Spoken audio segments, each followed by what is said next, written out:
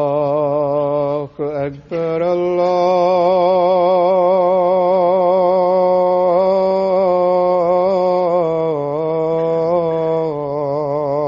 الله أكبر الله أكبر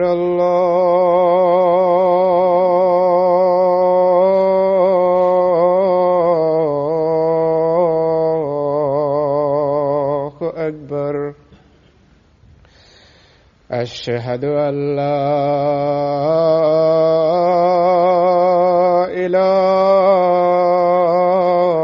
إله إلا الله أشهد أن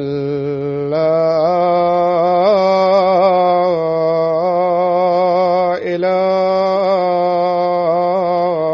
إله إلا الله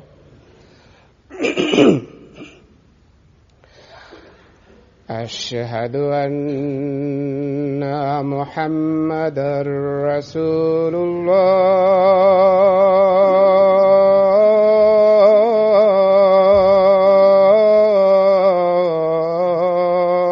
الله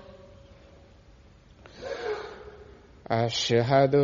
أن محمدًا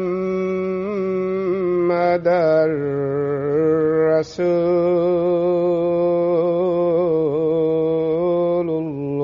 الله حي على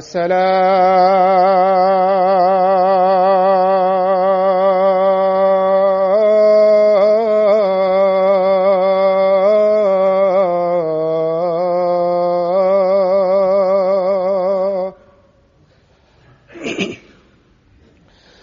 حي على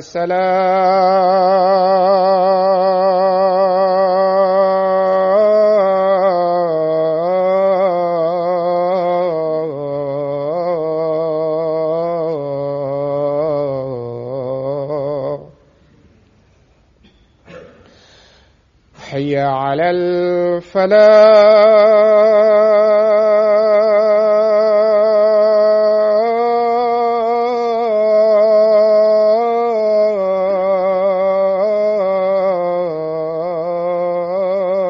الفلاح حي على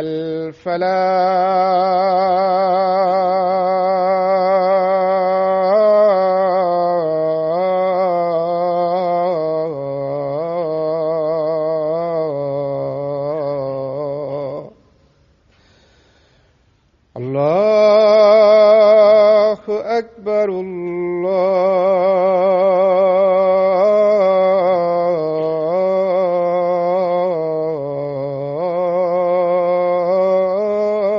الله أكبر لا إله إلا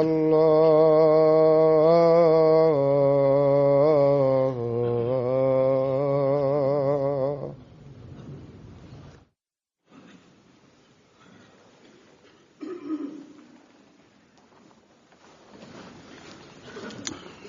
السلام عليكم ورحمة الله.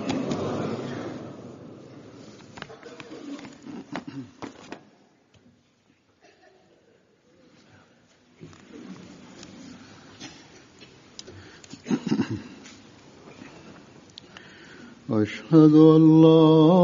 إله إلا الله وحده لا شريك له وأشهد أن محمدًا عبده ورسوله أما بعد فأعوذ بالله من الشيطان الرجيم بسم الله الرحمن الرحيم الحمد لله رب العالمين الرحمن الرحيم مالك يوم الدين إياك نعبد وإياك نستعين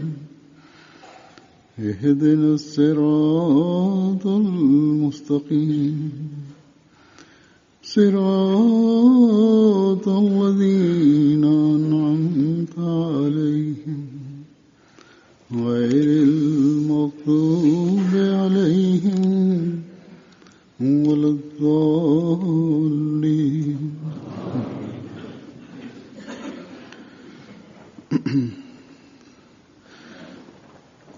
اللہ تعالیٰ کے فضل سے انشاءاللہ تعالیٰ د خدای پاک په فضل انشاءالله انګلستان کې د جماعت احمدیه جلسه سالانه به د راتلونکي جمعې نه شروع کیږي. د جلسې ځای یا هغه علاقه چېرته چې د جلسې ټول انتظامات کیږي په حدیقة المهدی کې، هلته اوس تر ډېره حده د تیاری کارونه مکمل شوي دي. میلمانه هم راتلل شروع شوي دي. هغه ټول میلمانه چې د جلسې برکتونه ترلاسه کولو لپاره سفر کوي لګیا دي، یا په سفر کې دي، یا راغلي دي، یا را روان دي، خدای پاک دې د هغوی ټولو حفاظت وفرمایي. او کوم خلک چې په سفر دي د هغوی سفرونه دې ور لپاره آسان کړي. خدای پاک دې هغوی په خپل حفظ و امان کې وساتي او په خیر خیریت دې هغوی راورسوي. د دنیا حالات چې څنګه په تیزۍ خرابېږي لګیا دي، نو د هغې په وجه د سفر او د مسافرانو فکر هم مونږ مسلسل لرو. زمونږ دعا خو دا ده چې خدای پاک دې دوی ټول په خپل حفظ و امان کې وساتي. صرف احمدیان نه بلکې د دنیا هر تن، او هغوی د هغه امن او سکون بیا مومي چې د کوم لپاره خدای پاک په دغه زمانه کې حضرت مسیح موعود علیه السلام را لېږلی دی. جس کے لیے اللہ تعالیٰ نے اس زمانے میں حضرت مسیح موعود علیہ السلام کو بھیجا ہے. لکه څنګه چې موږ ټول خبر یو چې زموږ د جلسې ټول انتظام د رضاکارانه خدمت جذبې لاندې سرته رسي، او په دغه حواله د جلسې نه یوه جمعه وړاندې زه د کارکوونکو پام د هغوی ذمهوارو طرف ته ګرځوم. نو دغه وخت به زه هم دې باره کې یو څو خبرې کارکوونکو ته وکړم، بلکې د مېلمستیا باره کې چې کومې خبرې دي د هغوی تعلق صرف کارکوونکو یا د جلسې رضاکارانو سره نه دی، بلکې هر هغه تن سره د دغو خبرو تعلق دی چې د چا کور ته د جلسې میلمانه را روان دي. بلکې دې نه هم وړاندې موږ ته دا ویل پکار دی چې د یو میلمه قدر، میلمستیا، عزت او احترام په عامو حالاتو کې هم یو مؤمن له پکار ده چې کوي، او دا په هغه فرض هم دی. بهرحال دا وخت چونکې زه د جلسې د میلمنو په حواله پام ګرځول غواړم، نو ځکه د دغو خبرو محور به هم جلسې سالانه وي.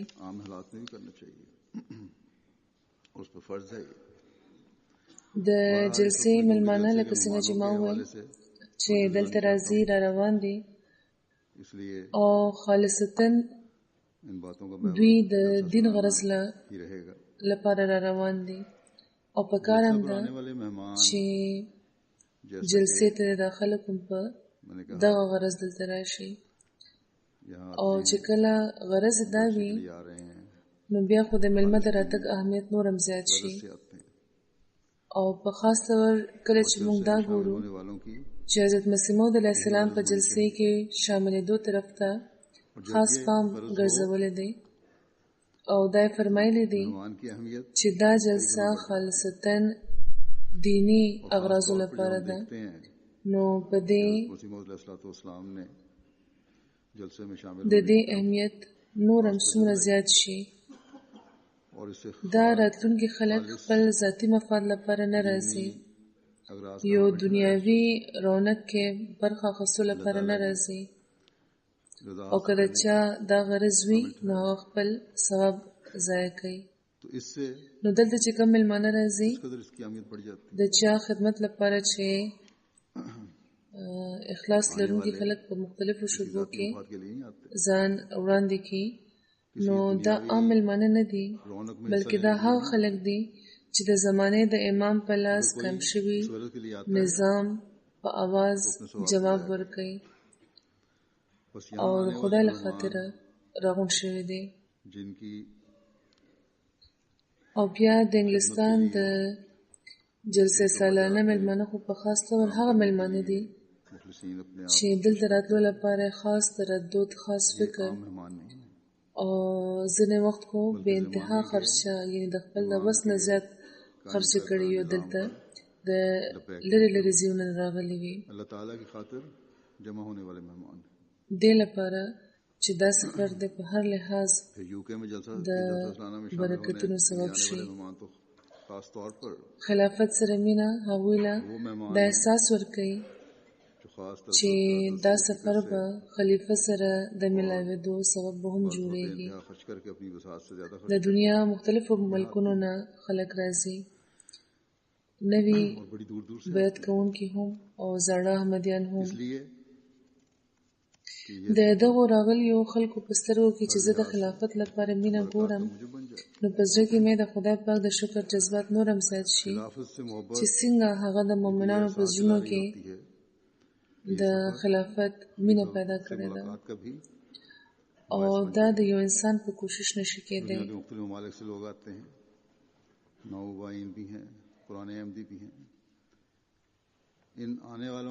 او دا مینه ځکه ده چې خدای پاک په دغه زمانه کې حضرت مسیح موعود علیه السلام را لېږلو نه پس چې دا نظام جاری کړی دی، نو دا دې لپاره چې د اسلام صحیح او حقیقي تعلیم د دنیا خبر شي، دې لپاره چې د اسلام چې کوم د مینې او د امن پیغام دی هغه د دنیا ته ویل شي، دې لپاره چې دنیا ته دا وښودل شي چې حقیقي اسلام سره د دنیا امن تړلی شوی دی. نو دا خبرې دي چې اورېدو او لیدو او زده کولو لپاره خلک راځي، او خلافت سره چې کومه مینه ده د هغې هم عمده وجه ده. اوس خو د جرمني په جلسې کې هم د ډېرو ملکونو نمایندګي کېږي، او یو لوی شمېر د خلکو د نورو ملکونو نه په دغه غرض راځي چې خلیفه سره به ملاقات وشي. د انګلستان جلسې له خو خلک په خاص ډول دې لپاره راځي چې د جلسې د روحاني ماحول نه به فایده پورته کړو، علمي، تربیتي او دینی پروګرامونو کې به شامل شو، د حضرت مسیح موعود علیه السلام د دعاګانو ورثان به شو، او خلیفه سره به ملاقات هم وشي. نو دلته چې کوم خلک راځي هغوی یوه داسې جذبه لري چې په دنیاوي رشتو کې مثال نشته. او د دغه خبرې طرف ته حضرت مسیح موعود علیه السلام زموږ پام د بیعت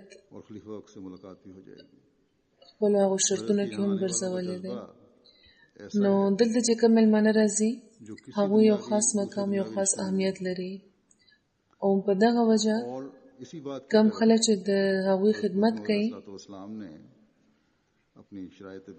د هغوی اهمیت هم ډېر زیات شي، او د جومات خلک چې د رضاکارانو په طور خپل ځانونه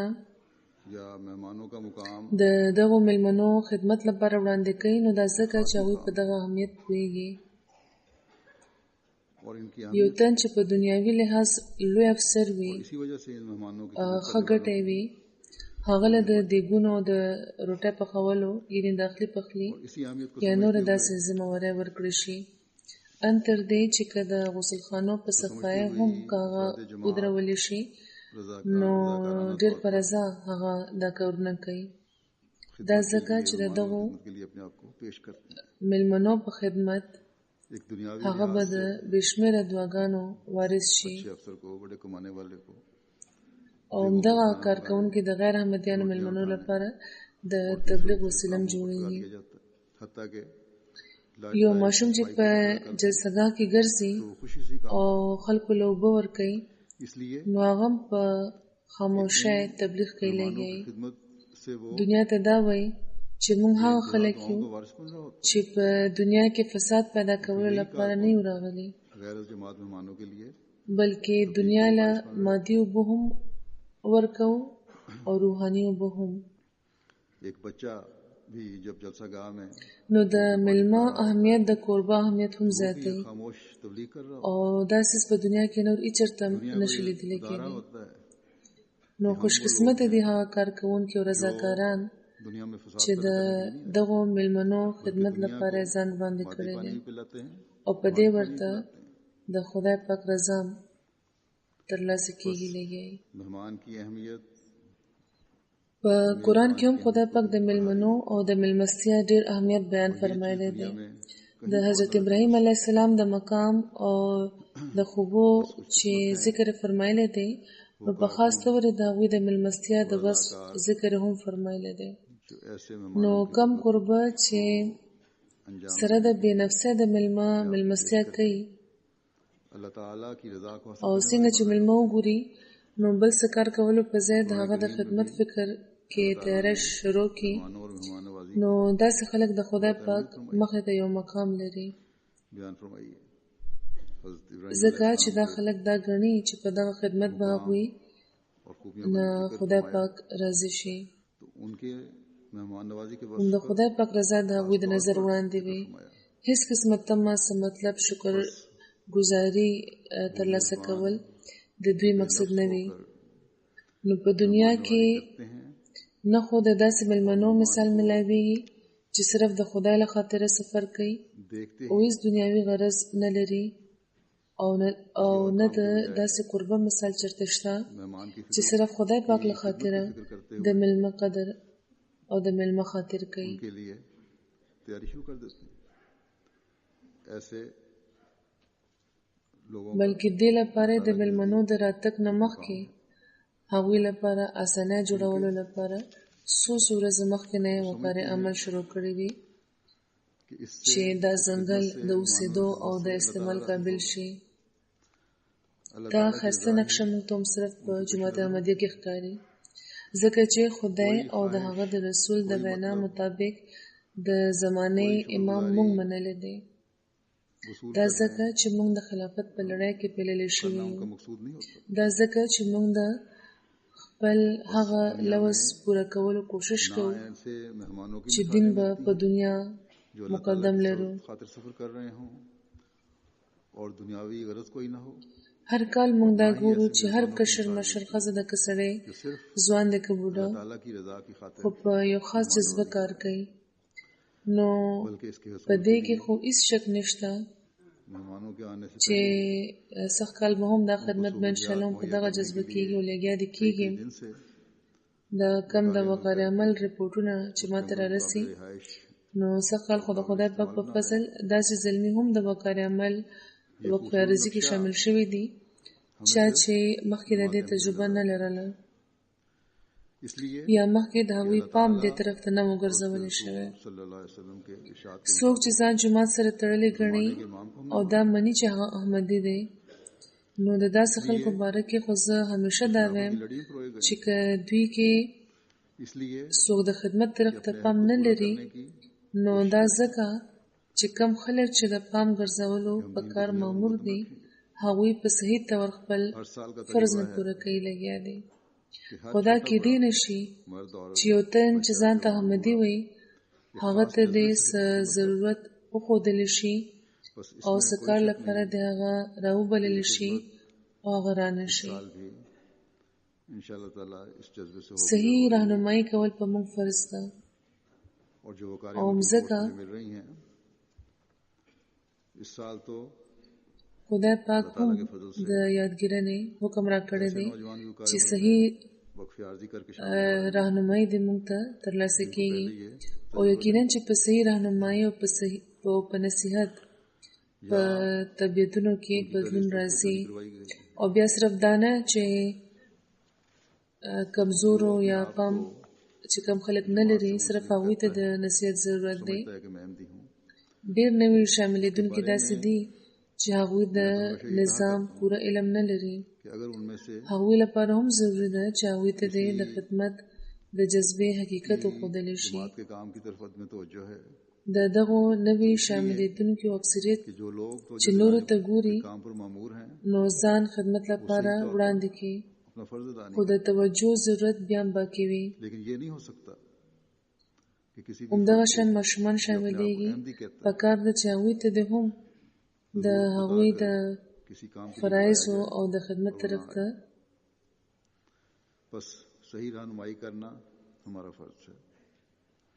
और इसलिए अल्लाह ताला का भी او याद दहानी का हुक्म है। پکار ده چې د هغوی پام ته هم د هغوی د فرایضو د خدمت طرف ته यकीनन सही وګرځولی شي रहनुमाई और सही रंग में रहनुमाई او بیا لکه څنګه چې ما وویل چې د خلکو پام چې وګرځولی شو نو तब्दीली पैदा होती है داسې زلمي وړاندې راغلل چې د چا कि कमजोरों या तवज्जो न पाम देने वालों को रहनुमाई और नसीहत की जरूरत है। बहुत से नए शामिल होने جماعت راګرځولی وو जिनको निज़ाम का पूरी तरह इल्म नहीं होता د دوی صحیح راهنمایي او دوی نورم فعال کولو لپاره یعنی د مېلمنو जज्बे की خدمت څنګه کول پکار دی د خدمت गो اهمیت इन नए शामिल होने वालों की अक्सरियत بیانولو لپاره د نصیحت ضرورت وي कर अपने आप को खिदमत के लिए पेश करती है लेकिन फिर भी هم ځکه د خدای پاک دا حکم دی چې इसी तरह बच्चे शामिल हो रहे हैं وذکر فإن الذکر تنفع المؤمنین یعنی یادګیرنه کوه दिलाने की जरूरत ځکه چې یادګیرنه مؤمنانو له نفع ورکوي है। नए د خدای پاک یو حکم هم د حکمت نه خالي نه وي तवज्जो दिलाने से आगे आए हैं نو پکار ده چې دا یادګیرنه دې هم और उन्हें मजीद بغیر د سوجې ونه ګڼلی شي कि मेहमानों की खिदमत किस तरह की जानी ډېر کارکوونکي دي چې په खिदमत की अहमियत دې ورته د خپل د اهمیت اندازه او احساس کیږي इसलिए अल्लाह ताला कई हुक्म یو خبره چې توجه غواړي هغه مخکې اورېدل شوې وي फ़इन्न خو پام نه لرلو په وجه هغه دومره یاد پاتې نه وي خو چې پام وګرځولی شي रहे نو بیا توجه هم پیدا شي याद दिलाना मोमनों को او ځنې بیا د دې خبرې اظهار هم کوي چې داسې زموږ توجه پیدا شوی و हिकमत से खाली नहीं होता। बस इस याद दहानी دا خبره مې یاد لري چې جلسې ته वजह की راغلي ډېر خلک داسې دي چې د لرې لرې ځایونو سفر نه پس دلته را رسېدلي دي कारकुनों को او د مسافرو د خدمت अपनी حق پوره کول अंदाजा और هم خدای پاک په مؤمنانو فرض کړی دی कोई तवज्जो बात पहले सुनी होने के دلته جلسې له چې کوم مېلمانه راځي د هغوی شپږمه برخه د محري ملکونو نه د جلسې और याद दहानी से फिर برکتونه راټولولو لپاره راغلي وي د مشرقي بعید نه پاکستان او هندوستان نه امریکې نه سویلي امریکې نه याद रखें او د یورپ نه علاوه जैसा कि मैंने نو د لرې لرې ملکونو نه دا خلک راغلي وي او تقریبا نیم مېلمانه داسې وي چې هم د دې ځای खिदमत का हक نورو ښارونو نه راغلي وي अल्लाह ताला نو دا ټول مېلمانه मोमनों पर फर्ज او مسافران دي और इनका शबक रहा بلکې ځینې بوډاګانو او کمزورو او بیمارانو لپاره خو د لندن نه تر तकरीबन حدیقة المهدی پورې تلل هم यूके में जलसे में शामिल होते हैं یو ډېر تکلیف دی سفر وي वो او ډېر په تکلیف هغوی دا سفر کوي जलसे की बरकत समेटने نو خدمت کوونکي کار کوونکي मशरक वईद से هر الک او هر جنۍ ته دا احساس پکار دی چې دا زموږ مېلمانه دي مسافران دي موږ به د دوی خدمت کوو او په هر رنګ ورسره ښه سلوک کوو ځینې وخت د ځینو مېلمنو رویه غلطه هم وي خو بیا هم پکار ده چې तो ये सब भी मेहमान حوصله نه دی کار واخیستل شي बस او هر کار کوونکي له پکار ده چې د صبر مظاهره دی وکړي बाज बूढ़ों और कमजोरों और او बीमारों د هرې شعبې लंदन से हदीक़तुल महदी जाने کار के लिए کوونکي دی सफर होता خپل है خپل فرایض پوره کړي خدای پاک قرآن شریف کې د خپل نبی په مثال زمونږ پام دې طرف ته ګرځولې دی چې مېلمه څنګه سمبالول پکار وي. مېلمه چې درته سلام وکړي نو د هغه نه په زیاته ښه طریقه د سلام جواب ورکول پکار دی. هغه لپاره د نیکو جذباتو څرګندونه پکار دی. هغه له امن او تحفظ ورکول پکار دی. د خوشحالۍ اظهار پکار دی.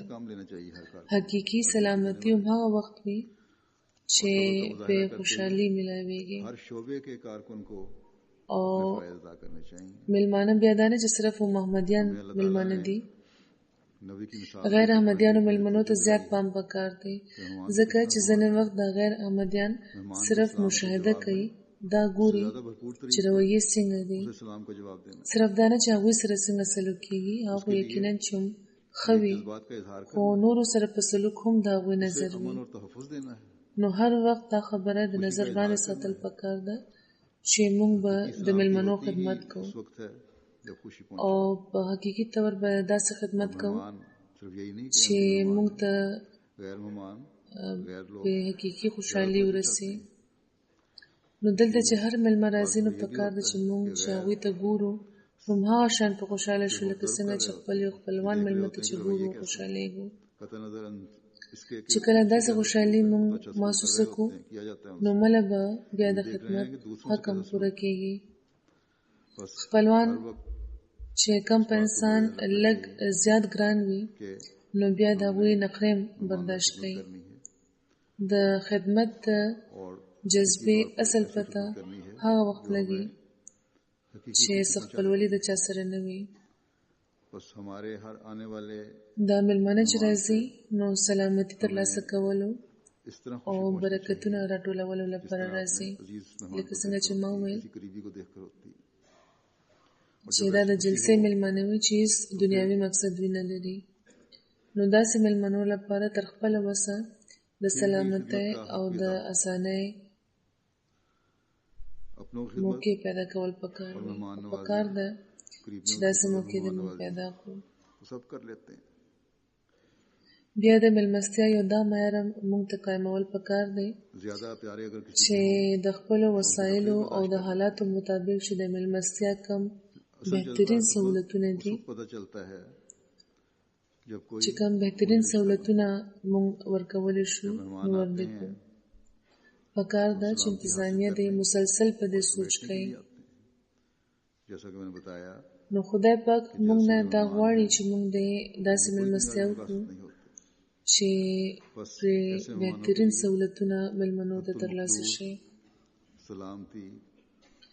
بیا رسول الله صلی الله علیه و آله وسلم چې د ټولو نه زیات د خدای پاک په حکمونو پوهېده او عمل یې پرې کولو، هغوی دې باره کې زموږ راهنمایي څنګه فرمایلې ده. هغوی فرمایي چې مېلمه په تاسو حق لري هغه پوره کوئ. داسې مثالونه هم شته چې مېلمانه زیات راغلل نو هغوی په صحابیانو کې مېلمانه تقسیم کړل او ځان له هم د مېلمنو یوه برخه خوښه کړه او هغوی ځان سره چې کور ته بوتلل نو خبر شو چې د خوراکو د څښاک څیزونه لږ دي. د حضرت عایشې رضی الله عنها نه چې هغوی تپوس وکړو نو هغوی ورته وفرمایل چې ستاسو روژه ماتي لپاره مې لږ شیان ساتلي دي خو بل څه کور کې نشته. هغوی د هغه خوراک نه لږ شیان وڅکلو او بیا یې مېلمه ته وویل چې وروسته وخورئ. رسول الله صلی الله علیه و آله وسلم به دا څکلې مځکه وي چې د هغوی په خوړو به هغه څیز کې برکت پیدا شي او مېلمنو له به هغه بیا پوره شي او هغوی به پرې ماړه شي. او بیا د روایت نه دا معلومیږي هم چې هغې لږې شیان روټۍ باندې چې کومه حضرت عایشې رضی الله تعالی عنها رسول الله صلی الله علیه و آله وسلم روژه ماتي له ساتلې وه په هغې مېلمانه ماړه شوي وو. رسول الله صلی الله علیه و آله وسلم د خپلو اصحابو تربیت هم कि मेरे लेने और खाने से همدغه رنګ کړی و چې هغوی د میلمنو मेहमानों के लिए बरकत वाला खाना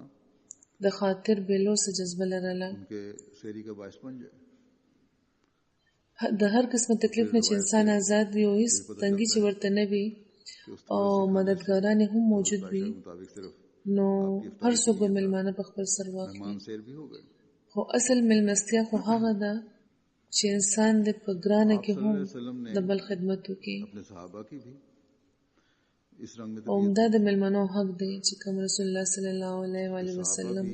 قائم فرمایلی دی बेलौस او د مؤمنانو پام دې طرف ته ګرځولې دی چې دا حق پوره کړي तकलीफ से دا هم د رسول الله صلی الله علیه و آله وسلم د تربیت اثر و और मददगारों की मौजूदगी में तो او د هغوی په لاره د روانېدو شوق و چې په صحابیانو کې هم जो अपने आप موږ ته د میلمستیا حیرانونکي مثالونه ښکاري जो आप सल्लल्लाहु अलैहि वसल्लम ने د میلمستیا داسې مثالونه شته چې خدای په خوشاله شوی و توجه दिलाई कि इस हक को अदा करो। او د خپلې خوشحالۍ څرګندونه هم هماغه وخت رسول الله صلی الله علیه و آله وسلم ته کړې وه आप सल्लल्लाहु अलैहि वसल्लम के هغه کوربه کم مقام لرلو चलने का शौक था। یعنی ښځه خاوند او ماشومان इस मेहमान नवाजी की چې خدای پاک ته خوشاله شوی و خدای پاک د هغوی خدمت ستایلی و د دې تفصیل په یو روایت کې داسې بیان شوی دی چې حضرت ابو هریره رضی الله تعالی عنه بیانوي چې یو مسافر मेहमान नवाजी رسول الله صلی الله علیه و آله وسلم له راغلو او رسول الله صلی الله علیه و آله وسلم उसी वक्त کور ته پیغام واستولو چې میلمه لپاره روټه راولېږئ कर दिया। جواب راغلو چې د اوبو نه بغیر काम के मेजबान په کور کې هیڅ نشته په دې رسول الله صلی الله علیه و آله وسلم فرمایل چې دغه میلمه د روټه بندوبست وسوک کوي खुशी का इजहार किया یو انصاری ارزو کو چې حضور ताला की तरफ زه به تنظیم وکم राज तस्लीम هغه کور ته لاړو خپل ښځه ته ویل چې رسول الله صلی الله علیه و آله وسلم बयान होती है د میلمه د خاطر بندوبست وکړه ښځه ورته ویل چې نن خو په کور کې صرف د ماشومانو لپاره روټه شته زمونږ خوراک هم څه پاتې نه دي सल्लल्लाहु अलैहि वसल्लम ने انصاري ورته ویل چې ښه ته روټه تیاره کړه او بیا ډیوه بله کړه چې د ماشومانو د روټه وخت وي نو هغوی په څه طریقه اوده کې نو هغې ښځه روټه تیاره کړه खाने का बंदोबस्त कौन ډیوه یې بله کړه ماشومان یې اوده کړل एक अंसारी ने अर्ज की او بیا د सलाम करता हूँ चुनांचे वो घर गया ډیوې से कहा कि आ हजरत सल्लल्लाहु अलैहि वसल्लम के मेहमान की खातिर मदारात का एहतमाम करो। سمولو په بنا ने जवाबन هغه پاسېده او لاړه ډیوې सिर्फ बच्चों के खाने के लिए है مړه کړه हमारे खाने के लिए कुछ नहीं। او بیا دواړه میلمه سره کېناسته داسې ښودل لکه چې هغوی هم د میلمه سره روټه خوري لګیا دي तो उनको थपथपा कर बहला कर सुला दो। او بیا د شپې هغوی هم داسې اوږې تږې پاتې وو जलाया بل سهار چې هغه انصاري د رسول الله صلی الله علیه و آله وسلم په خدمت کې حاضر شو نو هغوی ورته وفرمیل هغوی ورته وخندل او ورته وفرمیل چې ستا په بېګاني تدبیر خو خدای مسکی شوی و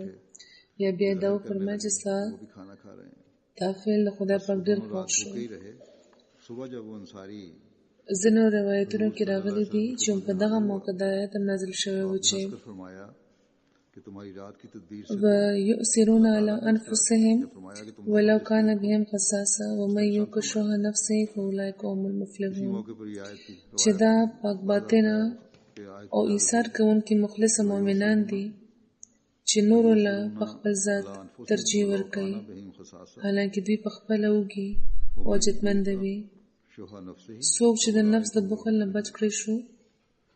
نو ماغوی دي ये पाक बातन और چې ये मुखलिस हैं। کامیابی به ترلاسه کوي نو دا د هغوی تدبیر و چې خدای په هم خوشحاله شوی و दूसरों को तरजीह देते हैं जबकि वो खुद د هغوی سوچ دا و چې څنګه چې میلمه لږه روټه وګوري और जो नफ्स के او बुखल से خوړو نه वही कामयाबी हासिल करने वाले। ونه درېږي نو تدبیر هغوی دا وکړو چې ډیوه به مړه کړو ځکه چې میلمه چې د عزت حکم ورکړی شوی دی ये तदबीर थी هغې کې دا احساس پیدا نه شي چې د هغه په وجه په کوربه څه تنګي راغلی ده थोड़ा खाना देखकर او بله دا چې هغه د رسول الله صلی الله علیه و آله وسلم میلمه دی अपना हाथ نو ځکه دا خو نوره میلمستیا پکار وه ये तदबीर उन्होंने की نو نن عمده خبره موږ ته خپل وړاندې ساتل پکار ده چې دا کم خلک چې را روان دي دا د رسول الله صلی الله علیه و آله وسلم د ریښتونی عاشق ملمانه دي. هغه ملمانه دي چې د دین مقصد لپاره سفر کړی دی او راغلي دي. نن هم مقصد هم یو دی خو حالات بدل دي. نن چې انتظامیه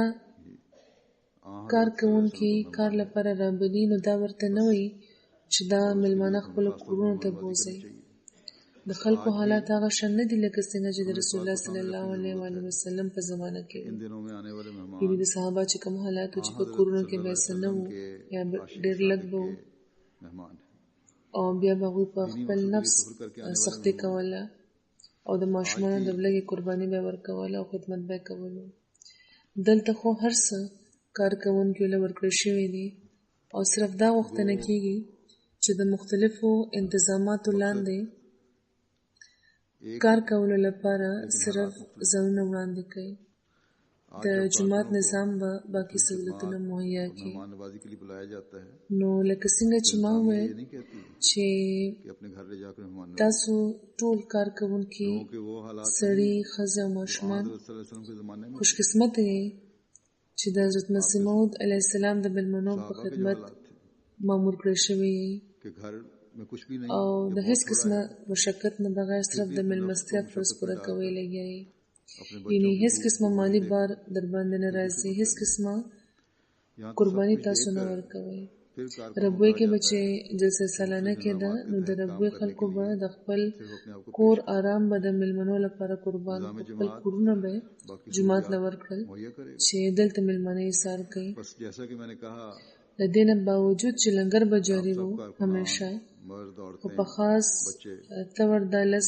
ورځې به ځینې خلکو ځان سخت هم تېروله او د مېلمنو د خوراک څښاک بندوبست به کولو. خو بهرحال هغه حالات چې رمنه وو چې د کومو نمونې د رسول الله صلی الله علیه و آله وسلم اصحابو موږ ته ښودلي وو.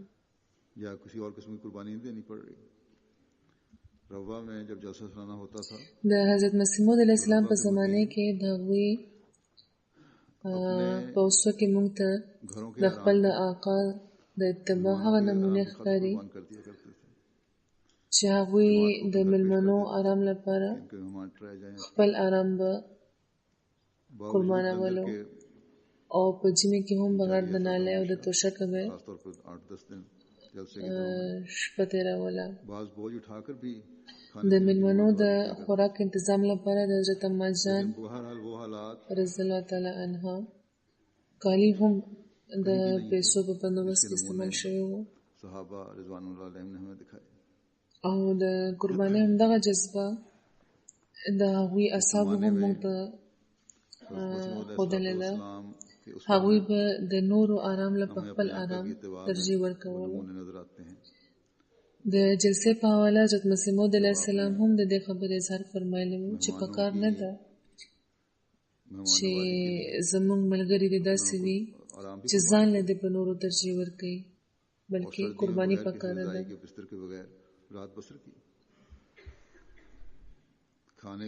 په سیرت کې یوه واقعه لیکلې ده. صاحبزاده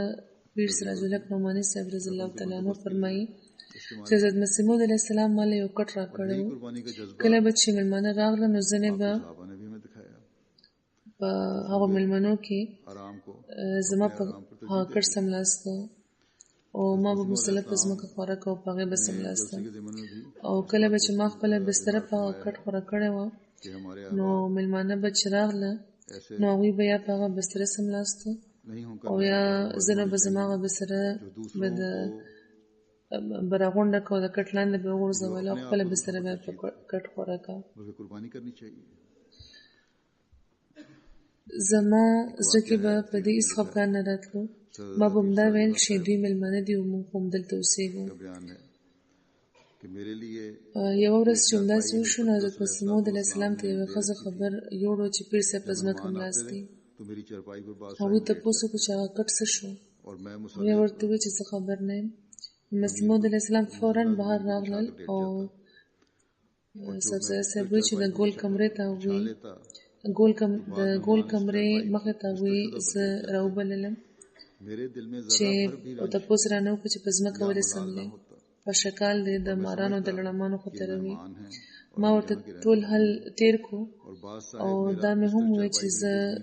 چاته څه نه وایم. اور اپنا بستر بچھا کر لیٹ اخر د دغو خلکو خاطرم زموږ ذمهواري ده. حضرت اکثر صلی اللہ علیہ هغوی چې دا واورېده نو دننه لاړل او یو بل کټ یې ماله راولېږلو. پر لیٹے پڑے ہیں یو 2 ورځې خو هغه کټ ما سره و، خو بیا کہاں گئی ما کار هغې سره شروع شو مجھے معلوم نہیں. او بیا مسلم اسلام خبر شو او بیا هغوی یو بل کټ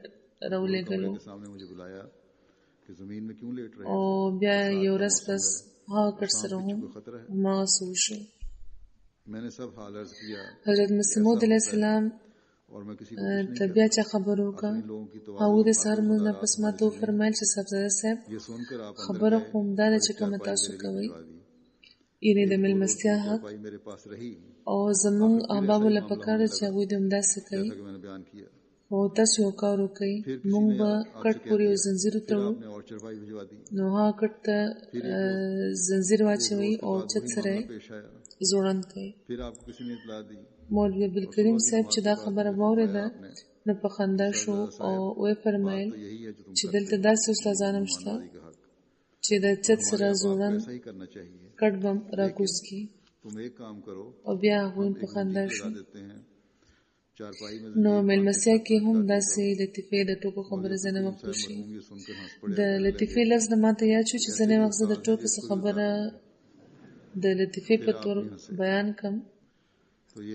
کم نو ترجمه کوونکي د دې مطلب باندې څه بل رنګ پوه شي. یاد آ گیا بعض دفعہ په اردو کې ښه خبره، جبره نقطه لرونکې خبره او د ټوکې خبره، والے لطیفے کا نو مطلب اردو میں دا ټول د لفظ لطیفې مطلبونه دي. بات اور مزاح کی بات ساری نو یو ځل ما ترجمه اورېده نو ترجمه کوونکي مزاح کی بات یوه لطیفه داسې بیان کړې وه چې لکه څه ډېره لویه جوره نقطه ده، څه جوور مطلب لري. نقطہ کر کے بیان کیا نو ځینې وخت ترجمې کې غلطي وشي. گہرا نقطہ او دلته بهرحال یوه نقطه ده او هغه ده چې د خپلو څیزونو حفاظت کول پکار دی. بیا د حضرت مسیح موعود علیه السلام د یوې نمونې ذکر کول غواړم چې زموږ کار کوونکي او نورو عہدیدارانو لپاره هم پکې یو سبق دی. حضرت شیخ یعقوب علي عرفاني صاحب رضی الله تعالی عنه تحریر فرمایي چې د جنگ مقدس تقریب کې ډېر میلمانه راغلي وو او یو ورځ کور کې حضرت مسیح موعود علیه السلام له روټه ورکول مانه هیر شو. ما خپلې اهلیې ته تاکید کړی وو، خو کارونه د هغې هم دومره وو چې هغې نه م هیر شو. ان تر دې چې د شپې یوه لویه برخه تېره شوه او حضرت مسیح موعود علیه السلام د ډېر انتظار نه پس پوښتنه کړله. د روټۍ متعلق هغوی تپوس وکړو نو ټولو ته فکر شو. جنگ مقدس کی تقریب پر بہت سے مہمان جمع ہو گئے تھے. بازار هم بند شوی و او موعود علیہ السلام کے لیے روټۍ میلاوه نه شو.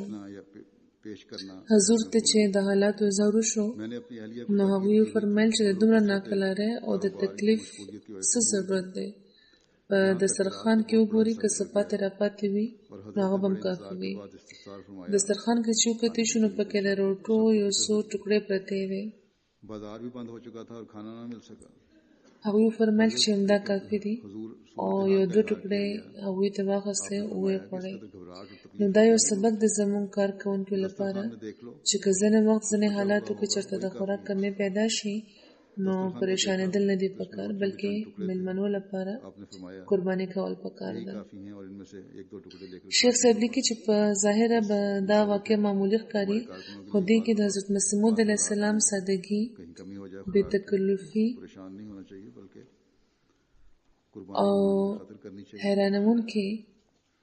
اخلاقي معجزه نمایانه ده. د روټۍ انتظام هغه وخت له سره کېدی شو او ټولو به ډېرې په خوشحالۍ دا کړې وې. حضرت مسیح موعود علیه السلام دا خوښ نه کړل چې چاله د بې وخته تکلیف ورکړی شي او نه یې د دې خبرې پروا وکړه چې پر تکلف روټۍ هغوی لپاره رانغله او نه یې په دغه غفلت او لاپروایۍ د چا نه څه پوښتنه وکړه، بلکې ډېرې په خوشحالۍ او په روڼ تندي د نورو ویره ختمه کړه. نو که چېرې داسې موقع راشي نو همیشه د دې خبرې خیال ساتئ. اکثریت خو زموږ د کار کوونکو داسې دي چې ښه اخلاق ظاهروي او د داسې خبرو پروا نه کوي خو ځینې وخت ځینې خلک ګیله او شکایت هم کوي، نو هغوی له هم د دغه خبرې خیال ساتل پکار دی. خو د هرې شعبې او د خوراکو د مېلمستیا د شعبې افسرانو له هم پکار ده چې د خپلو کارکوونکو لپاره د مخکې نه انتظام وکړي چې کله هغوی د ډیوټۍ نه فارغ شي نو هغوی له دې د روټۍ ورکولو انتظام موجود وي. د حضرت مسیح موعود علیه السلام یو اصولي هدایت چې کوم موږ له راکړی دی کارکوونکو له هغه هم خپل وړاندې ساتل پکار دی. د مېلمنو د انتظام او د مېلمستیا خبره ونه هغوی وفرمایل چې زه خو همیشه دا خیال لرم چې یو مېلمه ته دې هم تکلیفونه شي، بلکې همیشه دا تاکید کوم چې تر څو چې ممکنه وي مېلمه له دې آرام ورکړی شي. د مېلمه زړه لکه د شیشې نازک وي، په لږ شان زور هم ماتېږي. فرمایي چې مخکې ما دا انتظام کړی و چې په خپله به مې هم د مېلمنو سره روټۍ خوړه، خو کله نه مې چې بیماري زیاته شوې ده او په ریزي روټۍ خورم نو دا التزام بیا پاتې نه شو او بیا مېلمانه هم دومره زیات شو چې هغوی لپاره به ځای پاتې نه و، نو ځکه د مجبورۍ د لاسه بیل شوی یم. خو زموږ له طرفه هر څوک اجازت لري چې خپل تکلیف دې وړاندې کوي. ځینې خلک بیماران وي، هغوی لپاره د بلې روټۍ بندوبست کېدی شي. نو دا خبره همیشه یاد لرئ چې د یو مېلمه جذبات به هم نه زورو. همیشه د اعلی اخلاقو څرګندونه د هر کارکوونکي فرض دی، په هر ځای کې او په هر موقع. که څوک د څه قسمه تکلیف اظهار وکړي نو هغه له سپور جواب ورکولو پر ځای پکار ده چې د هغه د تکلیف لرې کولو کوشش دې وشي. آخر کې زه دا ویل غواړم چې د خدای پاک په فضل اوس په مختلفو شعبو کې د کارکوونکو کافي تربیت شوی دی. هغوی په خپلو کارونو ښه پوهېږي او سرته د رسولو عقل هم لري،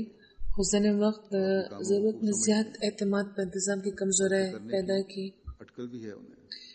اعتماد خو لرئ، خو په دې وجه د باریکو جزئیاتو باندې توجه طرف ته سستي مه کوئ. بیا دویمه خبره دا ده چې د سکیورټي چې کومه شعبه ده هغې ته د فعاله کېدو ډېر زیات ضرورت دی. څنګه چې په دنیا کې د جومات پیژندنې کېږي او د ترقۍ طرف ته زموږ قدمونه روان دي او د هرې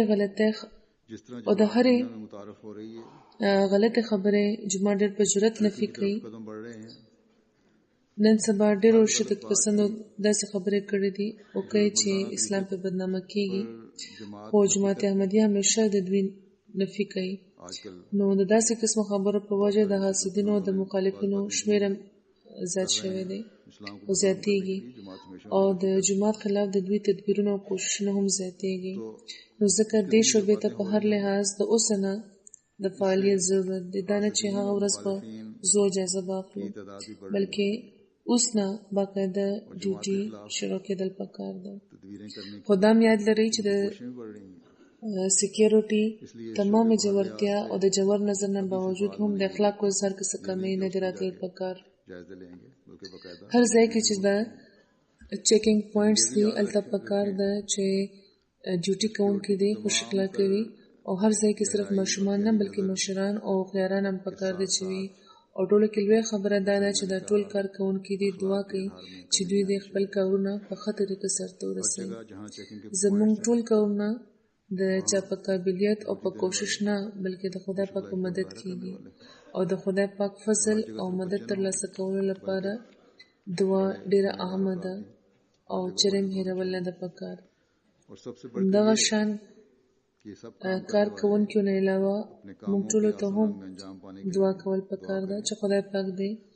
د جلسې ټول انتظامات په خپل فضل په وخت پوره کړي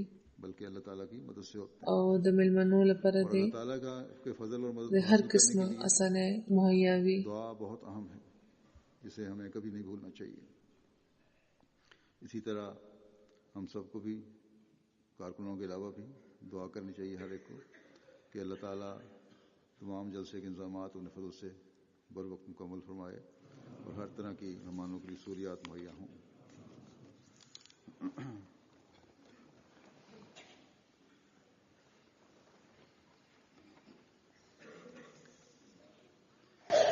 अल्हम्दुलिल्लाह नहमदुहु व नस्तईनुहु व नस्तगफिरुहु व नु'मिनु बिही व नतवक्कलु अलैहि व नऊज़ु बिल्लाहि मिन शुरूरि अनफुसिना व मिन सय्यिआति अअमालिना मन यहदिहिल्लाहु फला मुदिल्ल लहु व मन युद्लिल्हु फला हादिय लहु व नशहदु अन ला इलाहा इल्लल्लाह व नशहदु अन्ना मुहम्मदन अब्दुहु व रसूलुहु इबादल्लाहि रहमकुमुल्लाह इन्नल्लाहा यअमुरु बिल अदलि वल इहसानि